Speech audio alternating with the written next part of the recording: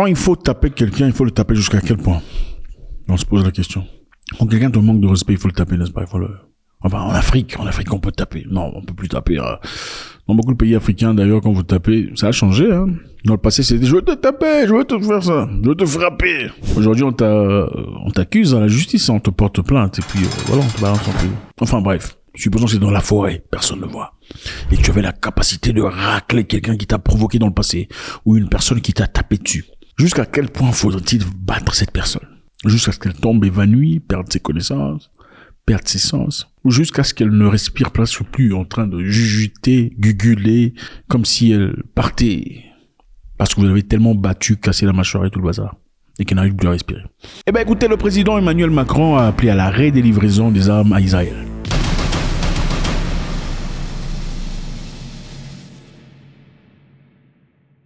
Choquant, bouleversant, étonnant surtout, puisque ce sont des genres d'histoires qu'on ne voit pas généralement. Ça ne se passe pas, personne ne s'y attendait. C'est clair, l'alliance de la France à l'égard d'Israël a été tellement forte et irrépressible jusque-là. Mais cette fois-là, on se pose beaucoup de questions. Monsieur Macron a dit, malgré tout ce qu'on dit de lui, que le bombardement à Gaza doit s'arrêter. À un certain moment, il faut arrêter. Il dit, je pense qu'aujourd'hui la priorité est que nous revenions à la solution politique, que nous arrêtions de livrer les armes pour combattre Gaza, a déclaré M. Macron. Néanmoins, nous essayons aussi d'être cohérents.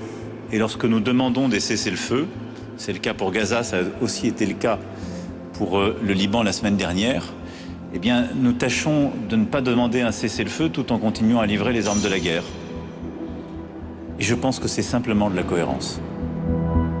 Et donc, je vous confirme que, pour ma part, je considère qu'aujourd'hui, le cessez-le-feu à Gaza est une priorité pour permettre de reprendre les actions humanitaires à plein et permettre aussi de travailler à la solution politique qui seule assurera la paix et la sécurité pour tous. Eh ben écoutez, Macron, on l'a jugé à plusieurs reprises. C'est vrai que Macron, il est pas parfait. Macron, sa politique en Afrique, dans le Sahel et tout le bazar. Mais à cet égard, qu'est-ce que vous en pensez? D'abord, merci infiniment d'être là. C'est toujours beaucoup de plaisir de vous revoir. Nous avons une nouvelle chaîne au nom de Moïcassens TV que je vous encourage vivement. Allez y jeter un coup d'œil. Le lien se trouve sur la plate de description. Cliquez dessus ou écrivez carrément Moïcassens TV et vous y trouverez en redondance des vidéos différentes. D'accord. Monsieur Macron, qui est contre la livraison des armes à Israël, parce qu'il pense que bon, le message qu'il fallait passer à Gaza ou à Hamas est déjà passé. Maintenant, là, ce qui se passe, c'est du overkill. Overkill, c'est-à-dire tuer et continuer. C'est comme si tu as toi, et puis tu continues à toi.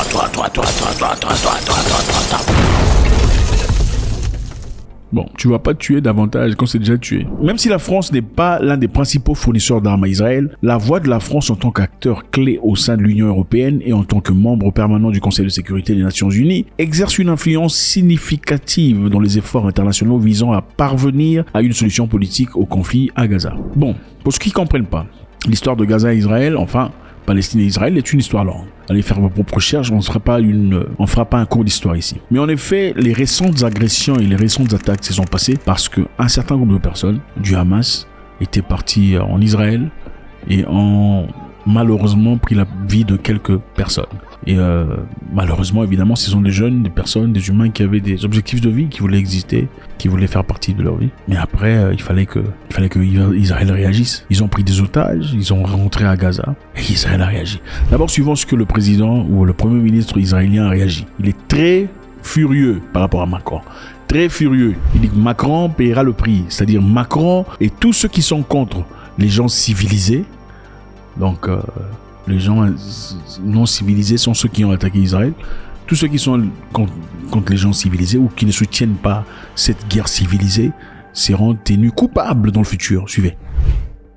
I have a message for President Macron.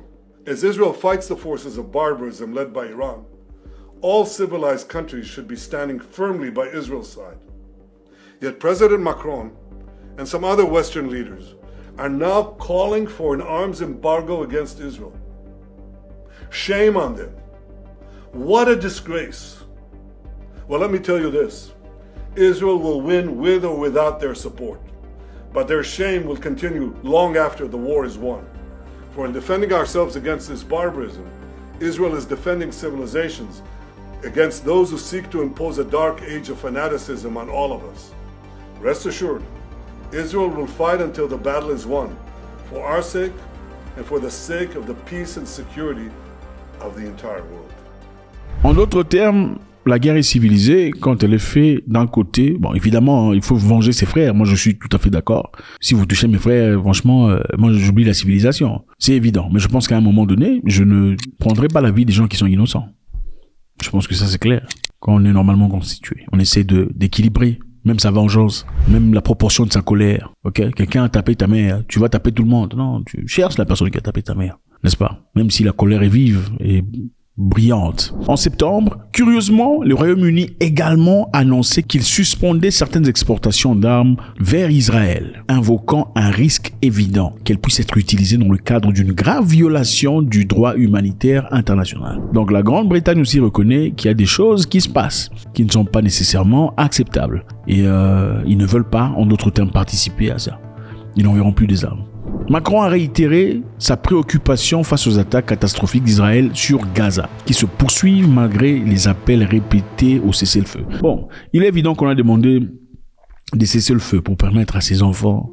Il y a des enfants à Gaza qui sont innocents, ok? Des enfants, il y a des femmes, des vieillards qui n'ont absolument rien à faire, rien à foutre, qui n'ont absolument rien fait dans cette histoire, mais qui naturellement subissent les conséquences. Regardez Gaza avant, regardez Gaza après. Regardez Gaza avant, encore une fois. Gaza après. Vous savez, bon, est-ce qu'on peut dire que toutes ces maisons ici, regardez toutes ces maisons, dans toutes ces maisons ici, il y avait des agents de Hamas? Bon, non. Toutes les maisons ici, il y avait des agents de Hamas. Je ne sais pas si on peut dire ça. Dans les hôpitaux, dans les écoles, il y avait tous des agents je ne sais pas si on peut faire ça. Je pense qu'il faut frapper, oui, il est évident. Comme on dit, on a le droit de se défendre. Il faut se défendre. C'est très important de se défendre. Il faut envoyer un message fort. Si quelqu'un te gifle, il faut lui casser la mâchoire pour pas qu'il recommence. D'accord. Mais est-ce qu'il faut l'amputer les jambes parce qu'il a giflé? La proportion est questionnable. Donc c'est ça. Emmanuel Macron aujourd'hui, maintenant est devenu l'ennemi de... Voilà. Parce qu'il a pensé que c'était inacceptable. Macron a également critiqué la décision de Netanyahou d'envoyer des troupes dans une opération terrestre au Liban, affirmant que la priorité devrait être d'éviter l'escalade. Le peuple libanais, Macron dit, voilà ce que Macron dit, le peuple libanais ne doit pas être sacrifié à son tour. Le Liban ne peut pas devenir un autre Gaza. Ça, c'est injurier quelqu'un directement. Regardez ce que vous avez fait à Gaza. C'est ce que vous voulez faire au Liban. C'est en d'autres termes.